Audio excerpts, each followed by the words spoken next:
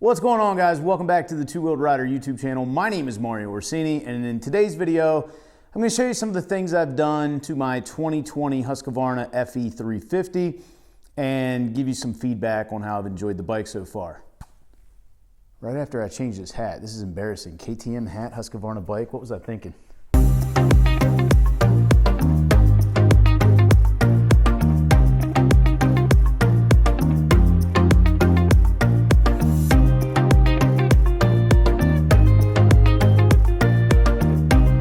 All right, so I got the hat situation taken care of. Anyway, I bought this bike back in August, so I've had it about 5 months now. I did not ride it at all until September or October, whenever we went down to Hatfield-McCoy trails.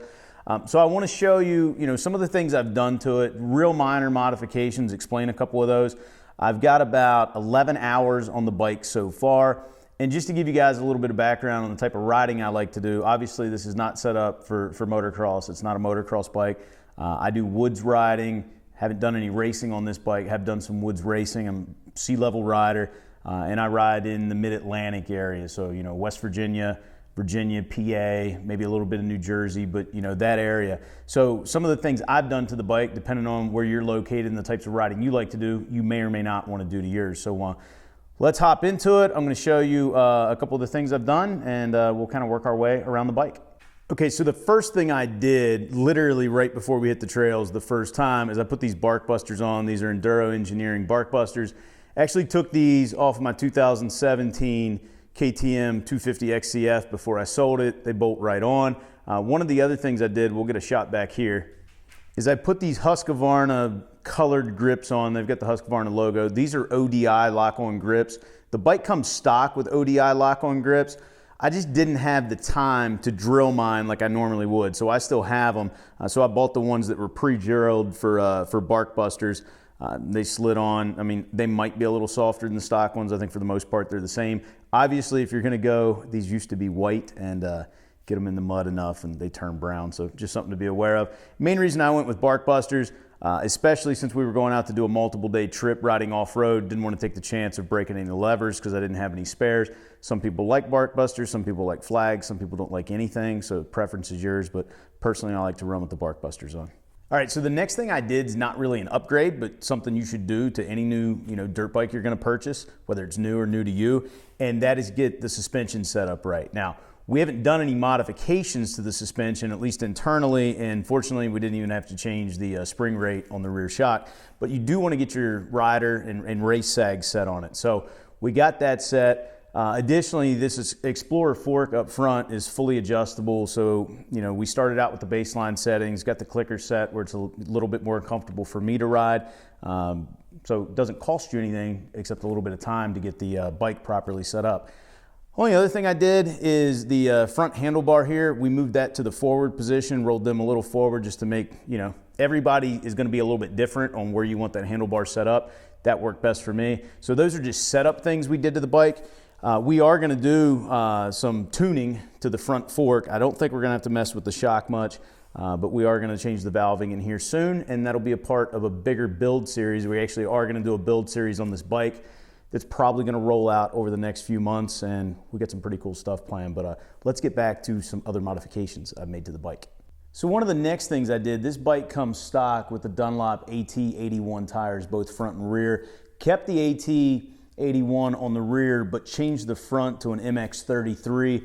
Again, that's going to be personal preference, but for the type of riding I'm doing, I get a lot better feedback out of this tire than I was getting out of that AT81 on the front, which a lot of my friends affectionately call the death tire if you run it up front. So that was something I took care of after the trip down to Hatfield-McCoy. I've been running this tire since. All right, so now we're going to move to the back of the bike, and the one thing that's going to stick out is this TM Design Works chain guide. Now, I did not go with the upper guide. I only went with the lower. What I like about this, especially if you're out riding in the rocks, I did have one of the factory units fail on me. They're not bad units, but they are reinforced with aluminum, and if that aluminum bends, you might be able to bend it back once and then it's going to snap, where these are like a hard plastic, and it's what the GNCC factory guys run. These things are very durable. The other cool part about these is there is a replaceable piece in here, so I don't even have to totally remove the chain and everything once this guide runs out. This first purchase is a little pricey, probably up above $100, but then the replacement pieces are around $20. So long term, if you're going to keep the bike for a while or you're going to ride it a lot, TM Design Works, I like their chain guide, so slapped one of those on. And finally, the last three things I want to show you, one of them probably sticks out, that's the foot pegs. We'll touch on those in a moment, but a couple of other things. One, I always felt like I was in between gearing in the woods and the type of riding I was doing. This bike comes stock gearing with 14 tooth sprocket on the front, 52 on the rear. We dropped this to a 13 and it works much better for me. So, you know, gearing something that's always going to come down to a personal preference type of riding you're doing, but I actually like this 13. This up here, I don't know how well you guys can see. I'll get a close-up of it. This stock shifter, but you know, it's hollow. Typically, I've put a Honda Bond high temp silicone in there. It sets up real nice. The reason for doing that is, one, it doesn't allow any dirt to get crammed up in there, and two, it won't crush as easy. So if you had a hard crash in the rocks, you would take the chance that this factory piece could crush with that silicone in there. It won't allow it. So thank you, John Ross, for that tip. And then finally, we've got these foot pegs. These are the Fastway Evo EXT pegs. What makes them look a little different is they got this back piece here for your ankle. Now, the cool thing about these are, you see it's got all of the threaded set screws in here, which work as cleats. They give you two different lengths, and you can set them up however you want. You can do the lows all throughout. That's one option. You can do the tall ones all throughout. That will give you better grip, but probably tear up your boots a little faster. You could put the tall ones in the front, which would allow the front toe to be up a little bit for shifting or braking, if you prefer that. Or you could do what I did. I put the lows in everywhere except the middle, so it'll allow the foot to pivot a little bit there in the center. But I've only been out on these a couple of times so far. I know some other guys that run them that swear by them. So far, these things are excellent. Even if you didn't want this back piece, they do just make the Evos where it doesn't come with the heel piece on there. Still a hell of an upgrade to the factory peg. The factory pegs weren't awful, and I kept the factory pegs on my previous KTM 250, but as soon as I got these on here, I had much better control of the bike, specifically in the technical section. So not cheap. I think they're around $200, but if you want a good set of pegs, definitely look into these Fastway Evos.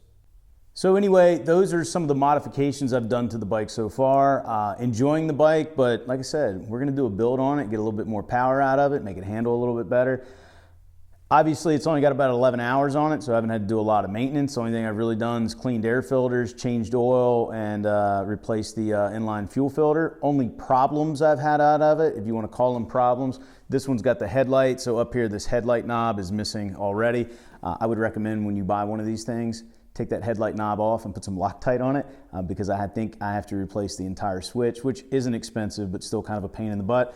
And the only other thing is I tore a hole in the seat when I went over the handlebars a few weeks ago, so I just patched that up with a vinyl patch kit for right now. Looks okay. So anyway, really enjoying the bike. Look for some Back in the Garage videos. Look for the build series. It's going to be coming out over time, but we've got some really cool stuff planned for this bike, really cool stuff we want to do with it. So anyway, hope you guys enjoyed today's video. If you did, please give it a big thumbs up. If you're not a subscriber, considering that subscribe button, because if you like motorcycles, well, this is the place to be. If you have any questions about the bike or any of the modifications I've done to it, let me know down in the comment section below. I'll do my best to answer them. And as always, I'll talk to you again soon.